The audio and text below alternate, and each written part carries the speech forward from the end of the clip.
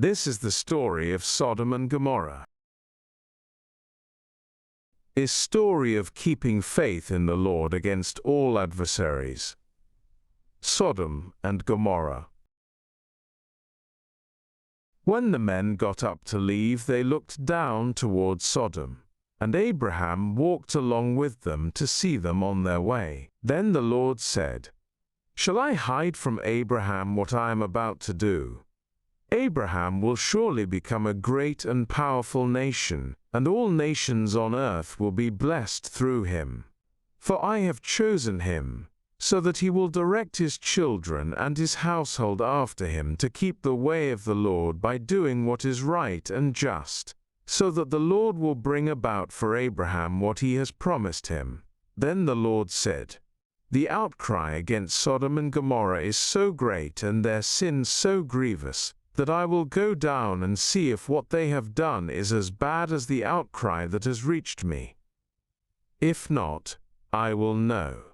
The men turned away and went towards Sodom, but Abraham remained standing before the Lord. Then Abraham approached him and said, "Will you sweep away the righteous with the wicked? What if there are 50 righteous people in the city? Will you really sweep it away and not spare the place for the sake of the 50 righteous people in it? Far be it from you to do such a thing, to kill the righteous with the wicked, treating the righteous and the wicked alike. Far be it from you. Will not the judge of all the earth do right?"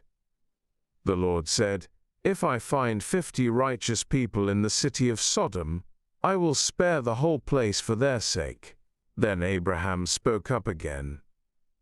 "Now that I have been so bold as to speak to the Lord, though I am nothing but dust and ashes, what if the number of the righteous is 5 less than 50? Will you destroy the whole city for lack of 5 people? If I find 45 there," he said, "I will not destroy it." Once again he spoke to him. "What if only 40 are found there?" He said, "For the sake of 40 I will not do it." Then he said, "May the Lord not be angry, but let me speak. What if only 30 can be found there?" He answered, "I will not do it if I find 30 there." Abraham said, "Now that I have been so bold as to speak to the Lord, what if only 20 can be found there?" He said, "For the sake of 20 I will not destroy it." Then he said, "May the Lord not be angry, but let me speak just once more. What if only 10 can be found there?" He answered, "For the sake of 10 I will not destroy it." When the Lord had finished speaking with Abraham, he left, and Abraham returned home. The 2 angels arrived at Sodom in the evening, and Lot was sitting in the gateway of the city. When he saw them, he got up to meet them, and bowed down with his face to the ground. "My lords," he said, "please turn aside to your servant's house. You can wash your feet and spend the night and then go on your way early in the morning." "No," they answered, "we will spend the night in the square." But he insisted so strongly that they did go with him and entered his house. He prepared a meal for them, baking bread without yeast, and they ate. Before they had gone to bed, all the men from every part of the city of Sodom, both young and old, surrounded the house. They called to Lot, "Where are the men who came to you tonight? Bring them out to us, so that we can have sex with them." Lot went outside to meet them, and shut the door behind him and said, "No, my friends, don't do this wicked thing. Look, I have 2 daughters who have never slept with a man. Let me bring them out to you, and you can do what you like with them, but don't do anything to these men, for they have come under the protection of my roof." "Get out of our way," they replied. "This fellow came here as a foreigner, and now he wants to play the judge. We'll treat you worse than them."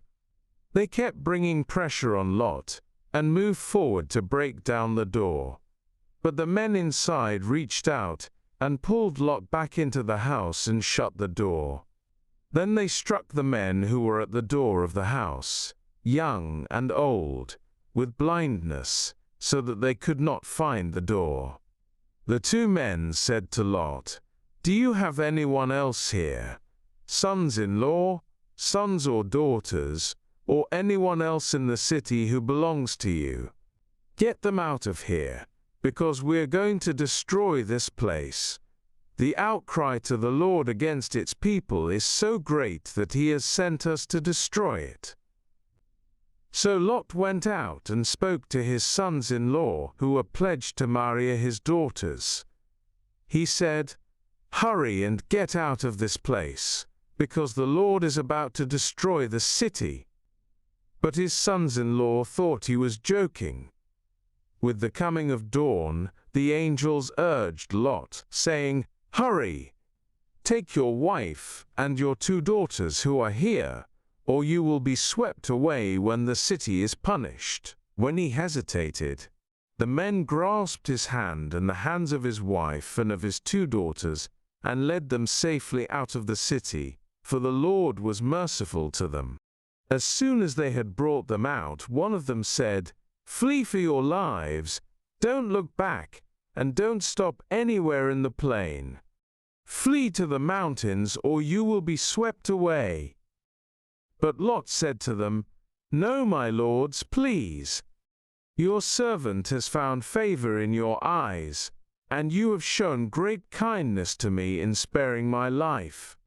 But I can't flee to the mountains. This disaster will overtake me, and I'll die. Look, here is a town near enough to run to, and it is small. Let me flee to it. It is very small, isn't it? Then my life will be spared." He said to him, "Very well, I will grant this request too. I will not overthrow the town you speak of. But flee there quickly, because I cannot do anything until you reach it." That is why the town was called Zoar. By the time Lot reached Zoar, the sun had risen over the land. Then the Lord rained down burning sulfur on Sodom and Gomorrah, from the Lord out of the heavens. Thus he overthrew those cities and the entire plain, destroying all those living in the cities, and also the vegetation in the land. But Lot's wife looked back, and she became a pillar of salt. Early the next morning Abraham got up and returned to the place where he had stood before the Lord. He looked down toward Sodom and Gomorrah, toward all the land of the plain, and he saw dense smoke rising from the land, like smoke from a furnace. So when God destroyed the cities of the plain, he remembered Abraham, and he brought Lot out of the catastrophe that overthrew the cities where Lot had lived. Have a blessed day.